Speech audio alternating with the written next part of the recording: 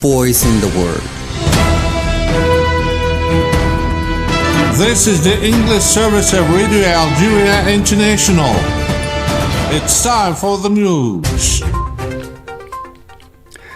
Prime Minister Nadir Al-Arbawi is presiding over today the celebrations marking World Press Freedom Day organized by the Ministry of Communication. The Speaker of the National People's Assembly and Speaker of the Arab Interparliamentary Union, Brahim Boughali, is chairing the 38th Congress of the Arab Interparliamentary Union held here in Algiers. As the International Committee of the Red Cross, ICRC, warned that Gaza was on the verge of a total collapse, the Israeli army pursued its attacks on the territory, killing at least 19 Palestinians.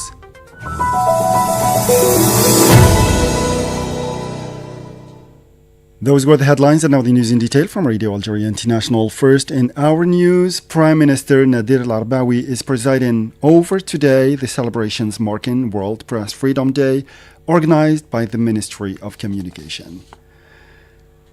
Earlier, the Minister of Communication, Mr. Mohamed Mouziane, has paid his respects at the Press Freedom Square here in Algiers in memory of the martyrs of the profession on the occasion of World Press Freedom Day, celebrated every year on May 3rd. On the occasion, Mr. Mouziane said or led a wreath of flowers in front of the stele commemorating the martyrs' profession. He announced that the Communication Ministry is launching an electronic and interactive platform entitled Ask and the Communication Ministry Answers. Let's listen to Mr. Mouziane. As part of reinforcing the contact and openness with the various players of the media scene and to ensure the improvement of the media content and the strengthening of its credibility, the Communication Ministry launches on this occasion an electronic and interactive platform entitled You Ask and the Communication Ministry Answers. This platform is devoted, as from today, to national media outlets, journalists and all the citizens with the aim of answering their questions and inquiries and listening to their opinions and suggestions regarding the reality of national media and the ways to enhance in a way that meets the society's aspirations. That was the Minister of Communication, Mr. Mohamed Mouziane, speaking. A dangerous media escalation has been made by the fabricated UAE statelet, which has crossed all red lines regarding the unity and identity of the Algerian people.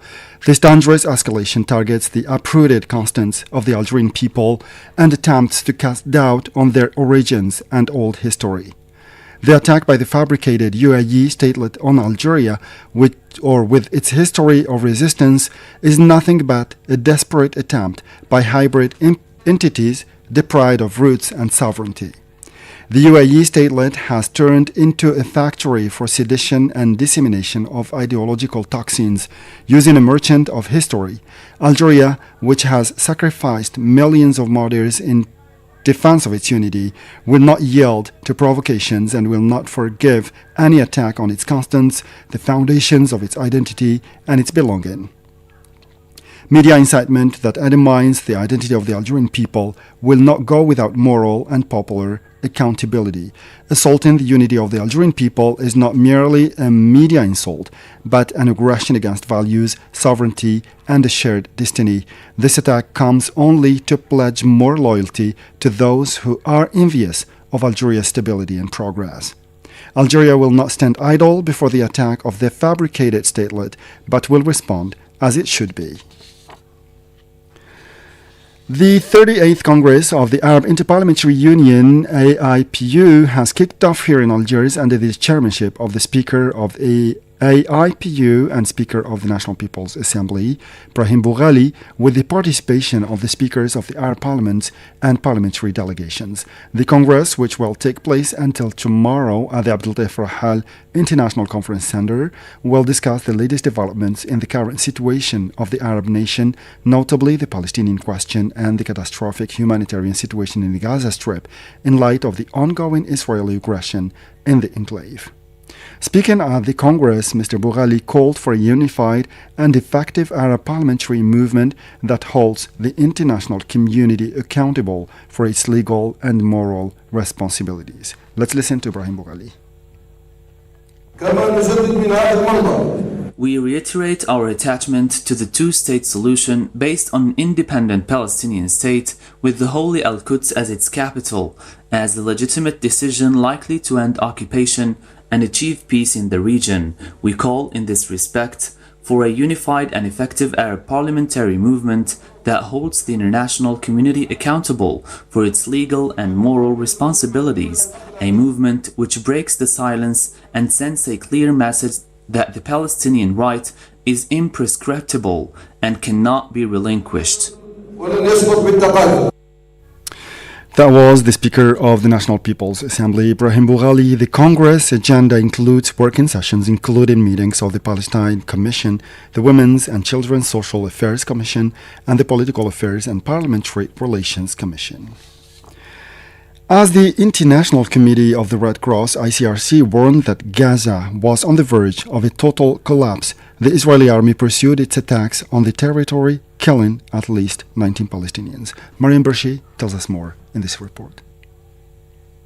The news agency WAFA said several others were wounded in today's attacks, which targeted the town of Gaza and several regions of Khan Yunis in the southern part of the enclave. Yesterday, over 40 Palestinians were killed in similar attacks that hit notably the northern town of Beit Leia, as well as the refugee camp of El Bureij in the central part of Gaza. Meanwhile, Ireland called on the Israeli occupying authorities to immediately put an end to the blockade imposed on the enclave since early March, describing as unacceptable that the sufferings of the Palestinian population continue. The Irish Foreign Minister Simon Harris affirmed that any humanitarian aid entered Gaza for over 8 weeks, an account of Israel's blockade, stressing that children are dying of starvation and hospitals are lacking basic analgesics. He said the blockade is the longest to be imposed by the Israeli occupying authorities on Gaza since October 2023, describing the current situation as unacceptable while recalling that the Israeli ban on humanitarian aid constituted a violation of Israel's international obligations towards the Palestinians. The Irish diplomacy chief called for immediate lifting of the blockade and for an unhindered access to humanitarian aid and urged the international community to act rapidly to avert a new disaster in Gaza. Earlier, UNICEF warned that the children of Gaza were confronted for over 2 months now to an increasing risk of famine, disease, and death that nothing could justify. In a similar move, UNRWA stated that the Israeli blockade continued every day to kill silently further children and women in addition to those who are killed. UNRWA's Commissioner General Philip Lazzarini said that these are being punished collectively under a suffocating blockade that prevents the entry of aid into the territory. In the meantime, public hearings devoted to Israel's duties towards the Palestinians have continued at the International Court of Justice. Requests have been made by about 40 states and several organizations, including the Arab League and the African Union, who denounced the humanitarian situation prevailing in Gaza on account of the 50-day-long all-out blockade. Still in the Middle East, a boat carrying aid for the people of Gaza has been attacked by the Israeli occupation. Speaking from Malta, where she was ready to board the boat, conscious, the chair of ship, Janet Iskania, to Gaza, Sweden sent a message stressing that the Freedom Flotilla, coalition and ship to Gaza, Sweden are more determined than ever. Let's listen to her.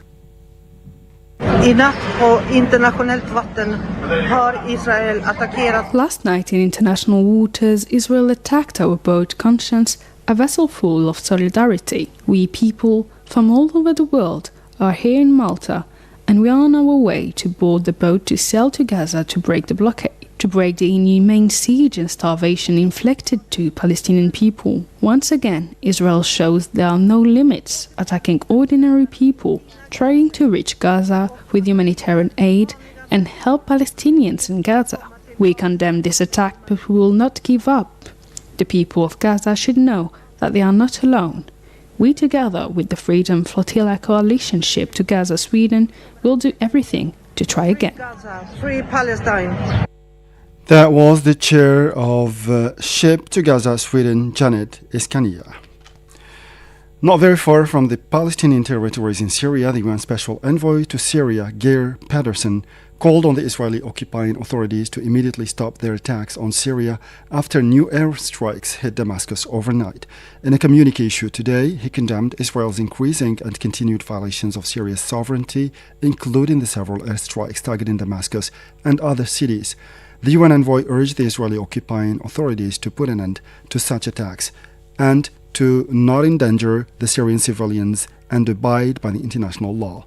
Earlier, the Secretary General Antonio Guterres condemned the violations carried out by the Israeli occupying forces against Syria's territorial integrity, including the airstrike attack perpetrated near the presidential palace in Damascus.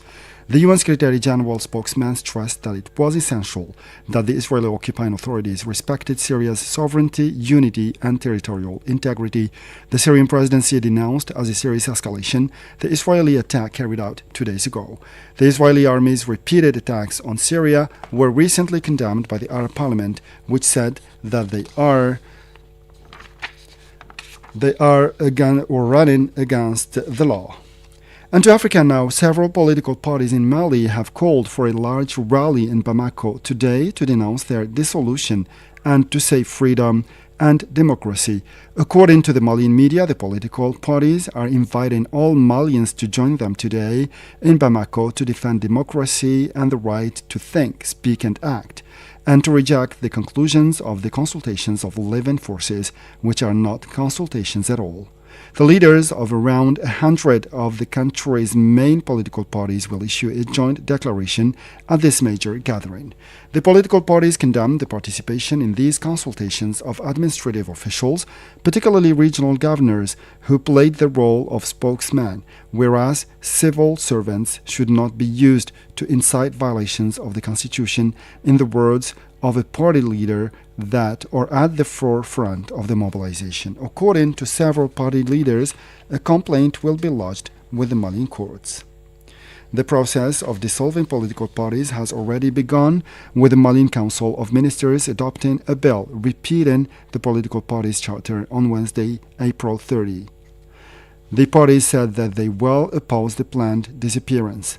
The plan to elevate Assimi Goïta to the rank of President of the Republic instead of President of the Transition, and to suspend any prospect for elections for an indefinite period of time until the country is pacified, is the official, or in the official words, is causing indignation. Several party leaders stressed that the transition must end in 2025, who asked for a clear roadmap.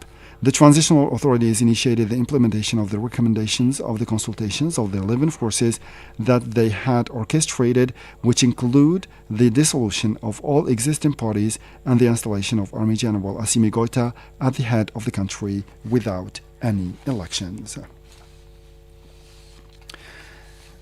And in Sudan, at least 27 civilians were killed in the town of Nahud in West Central Sudan after the Rapid Support Paramilitary Forces (RSF) took control of the area.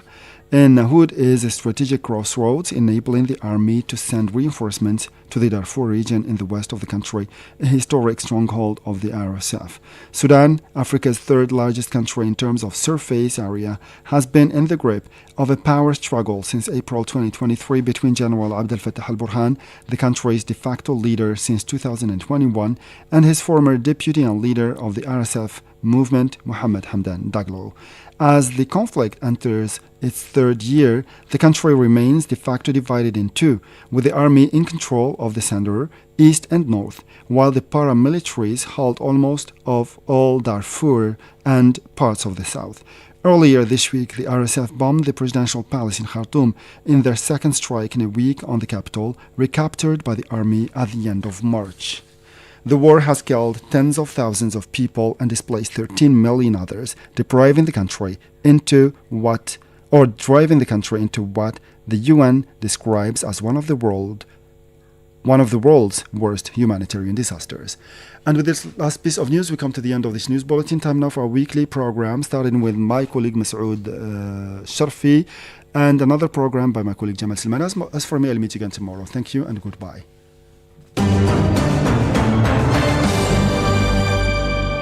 Hello and welcome to Radio Algeria International. Today, May 3rd, the world marks World Press Freedom Day,